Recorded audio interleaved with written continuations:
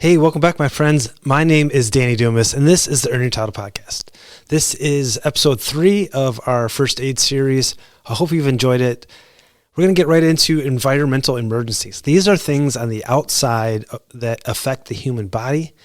And the first one we're going to talk about, and I'm so thankful that I live in Michigan, and we really don't have to deal too much with this, but these are bites. And I'm going to go with snake bites specifically.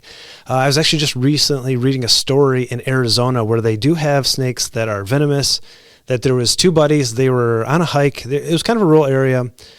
And unfortunately, one of his buddies, he didn't go at the trailhead. He has got to take a dump. So he kind of walks around behind this cactus to get a little bit of privacy. He pops a squat, not realizing he's right on top of a rattlesnake, and it bites him right in the testicles. I cannot think of a worse scenario. So he runs, he tells his buddy, he's like, "Oh my God, the snake just bit me. It's definitely a rattlesnake. It didn't rattle." He's like, "I just heard it after it and I saw it slithering away." And so his buddy's like, "I don't know what to do." And there's, in the desert, they kind of have these mesas, like these flat hills. He tried to call 911 from his phone, no signal. So he's like, "I'm gonna run up to the top of this mesa. I think I can get service." So he runs up, he gets service, calls 911. And the 911 operator's like, "Okay, what's your emergency? Where's your location?" He's like, "We're on this trail.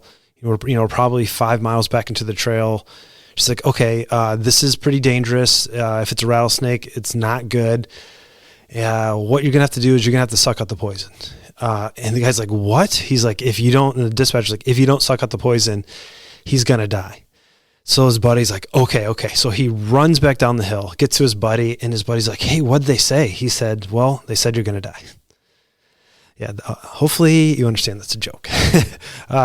We do not suck out the poison on snakes.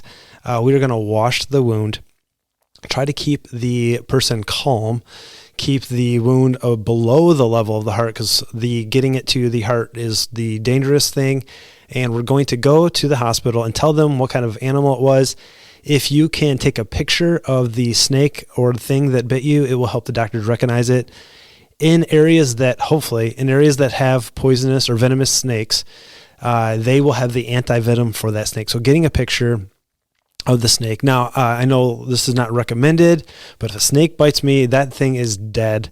I know it's cruel to the animal. I know that, that it wasn't the snake's fault, but I'm probably going to take out my anger and frustration on the snake, and I will take a close-up picture because I have killed it. I'm not recommending you do that, but try to get a picture of the snake and go to the hospital.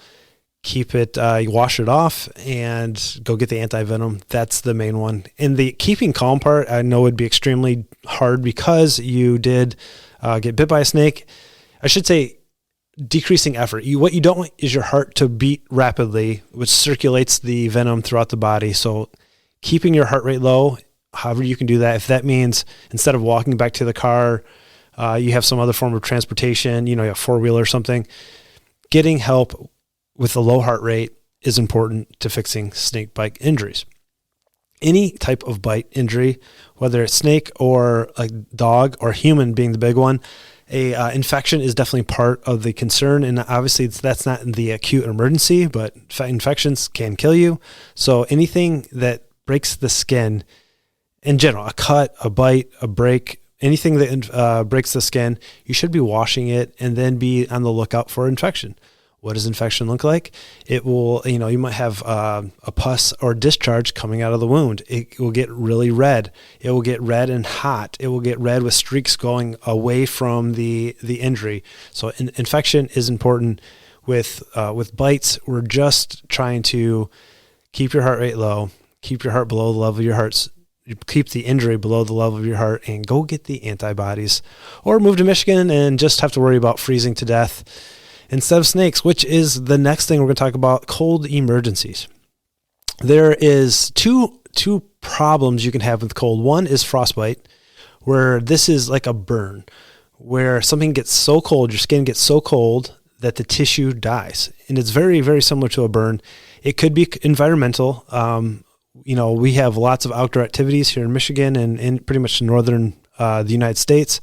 This year has been colder than I remember in a really, really long time. And if you're outside and you have exposed skin to -10 degrees for extended periods of time, the skin tissue will itself start to die.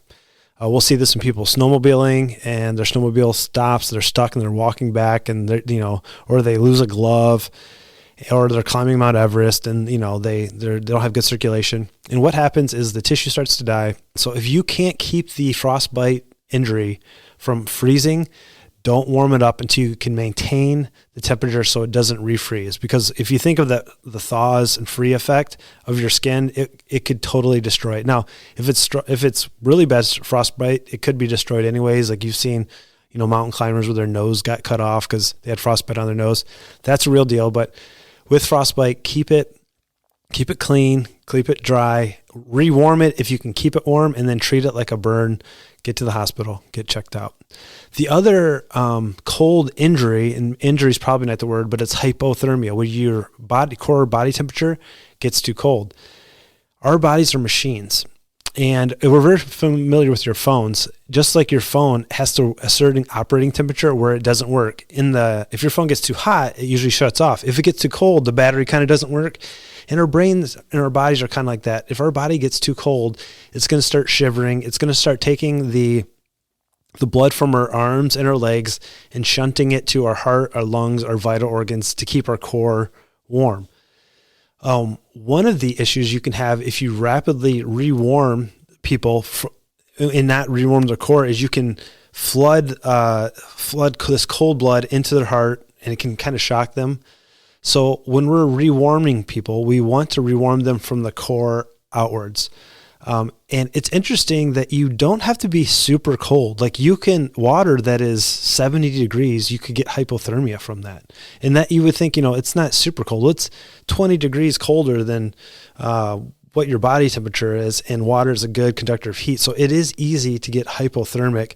And when you're rewarming mild hypothermia, you want to rewarm from the core out. So if you've had warm packs, putting them under your armpits, as opposed to like having a warm bath and dunking their entire body into it immediately, which would dilate their vessels and everything. You want to kind of core out, warm them up. It's important. The opposite end of hypothermia is hyperthermia, or heat problems. And there's usually heat problems don't sneak up on you. You start off with feeling heat exhaustion, which is just kind of when you feel like crap when it's really hot out. Like it's the middle of the summer, you're cutting the grass, you just don't feel really good. You're sweating a lot. Maybe you get a slight headache. That can lead into heat cramps, where your muscles themselves start to cramp up. And that from heat cramps can go into heat stroke.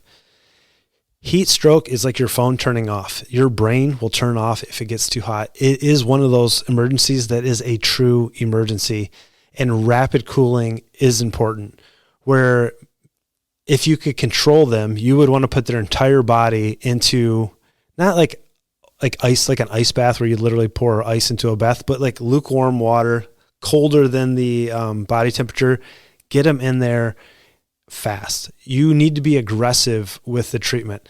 One thing that's hard, and this goes with anything that affects your brain, and being cold and warm can affect your brain, is the person who's having the problem isn't going to be thinking correctly. So they've been outside, they've been working, and you're like, hey, we got to get you inside right now. They might say, nah, I'm fine. And they're mumbling or stumbling.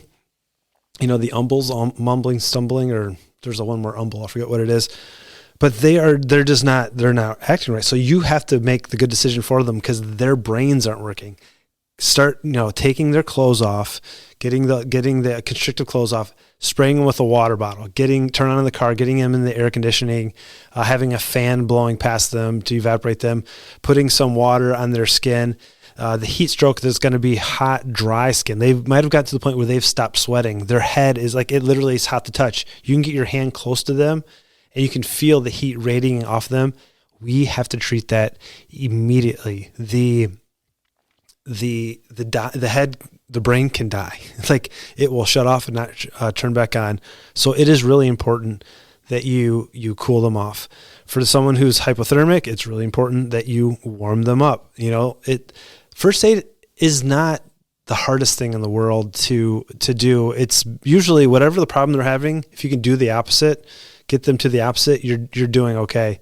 One thing with hypothermia or cold injuries, like say somebody like fell through the ice, We want to be gentle with them. Someone who is suffering from hypothermia, their cardiac rhythms can be messed up if we're really rough jostling them. So we don't want to rub their arms super hard or be very aggressive with them. Basically, when they're cold, their heart is just not as stable. So you want to treat them, more gentle if they're truly in that like hypothermia, brains aren't working right as you're actively rewarming them. If they were wet because they fell through the ice, you're going to get those wet clothes off. Cotton kills if you've ever been in a survival situation. Get them dry, get them warmed up. It is important. Another environmental issue is poisoning, and we can ingest poison or we can inhale poison. One of the things that happens to Americans every year, I don't know the number of people that die, but carbon monoxide poisoning kills people every year.